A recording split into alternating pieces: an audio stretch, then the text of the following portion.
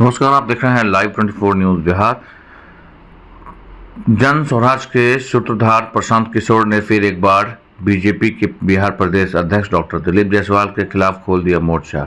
Doctor Dilip Jaiswal के ऊपर बड़े आरोप लगे हैं। उन्होंने कहा कि एमजीएम मेडिकल कॉलेज को हड़पने में अगर सबसे बड़ा कोई अपराध है तो वो डॉक्टर दिलीप जायसवाल है।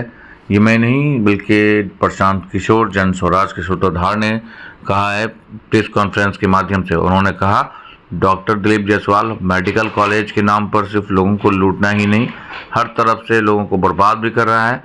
सीमांचल की जनता के वोट से एमएलसी तो बन जाते हैं मगर एक भी विकास के मुद्दों पर खड़ा नहीं उतर पाते हैं। वहीं प्रशांत किशोर ने कहा कि बीजेपी में जितने सारे लोग हैं वो सब के सब क्राइम से जुड़े हुए लोग हैं, यानी क्राइम करके तब भाजपा में शामिल हुए हैं। ऐसे लोगों को जनता जान रही है, इस चुनाव में जनता भी तय करेगा।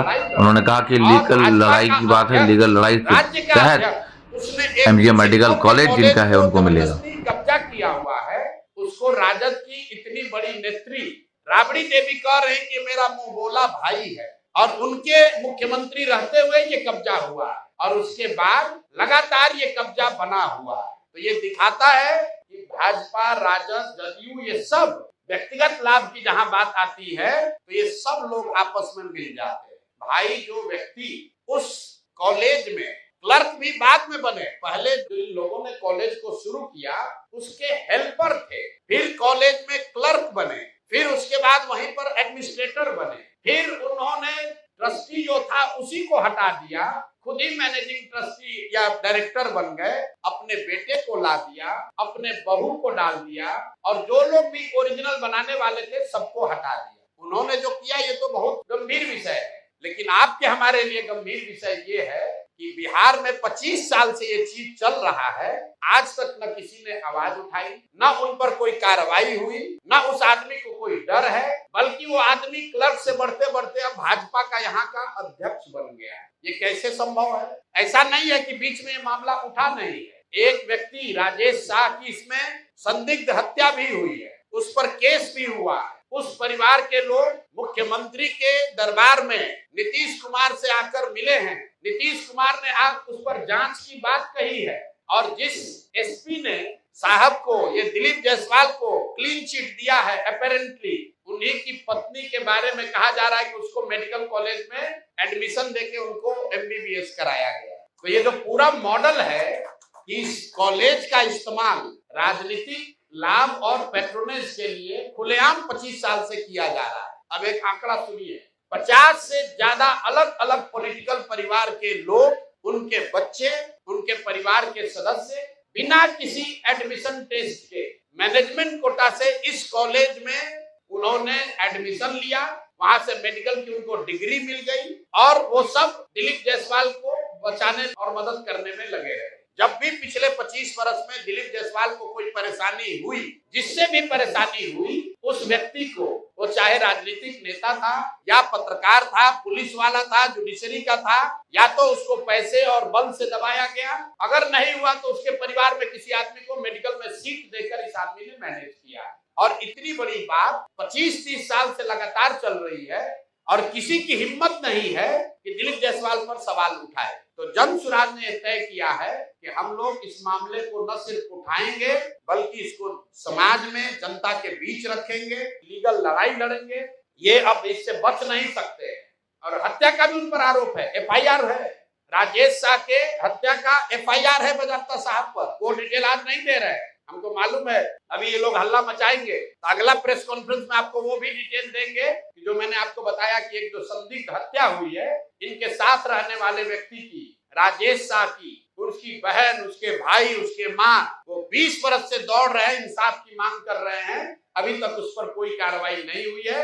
कैसे उस केस को पूरा मैनिपुलेट किया गया। 2007 की ये घटना है। कोर्ट में वो शाह की पत्नी का, बहन का स्टेटमेंट है, सुना लेते हैं, सर्टिफाइड कॉपी है। मेरे भाई राजेश शाह की हत्या दिलीप जायसवाल के द्वारा षड्यंत्र करके अपने आदमियों द्वारा करवाया गया है। तो खुद पीड़िता ने कहा है, ये रिकॉर्डेड है, एक कोर्ट का है, 164 है, कैसे मदद किए। 164 का बयान है, जिसकी हत्या हुई है उसके बहन का, और और उसके बाद पुलिस ने उनको क्लीन चिट दे दिया। जिन्होंने क्लीन चिट दिया उन्हीं की पत्नी उनके कॉलेज में जाकर MBBS डिग्री ले रही है। अब आप देख लीजिए, जिन्होंने कोर्ट से रिलीफ दिया है उनको क्या बेनिफिट मिला है ये भी आपको आगे बताएंगे। तो मेरा दिलीप जायसवाल से और भाजपा में जो लोग भी भाजपा के चाल चरित्र चेहरा विचारधारा की बात करने वाले लोग हैं उनसे अपील है कि भाई अभी से भी अपना स्टांस क्लियर करो।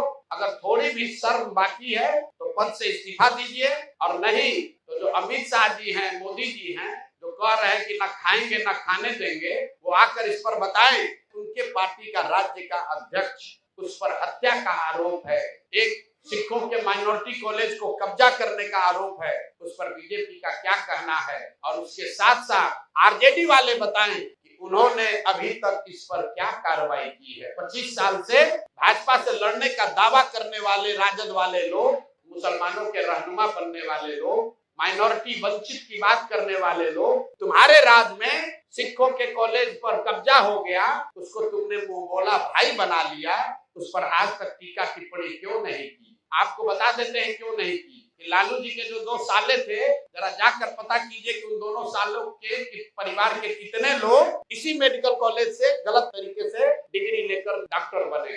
नाम हम नहीं बता रहे हैं, आप लोग खोज लीजिए, वो अभी जवाब देंगे तो उनको नाम भी जारी करेंगे कि लालू जी के परिवार के कितने लोग उस मेडिकल कॉलेज से डिग्री लेकर निकले। तो मेरे भाई, ये मिली भगत है, सब आपस में मिले हुए हैं और वहां पर एक कॉलेज को कब्जा किया।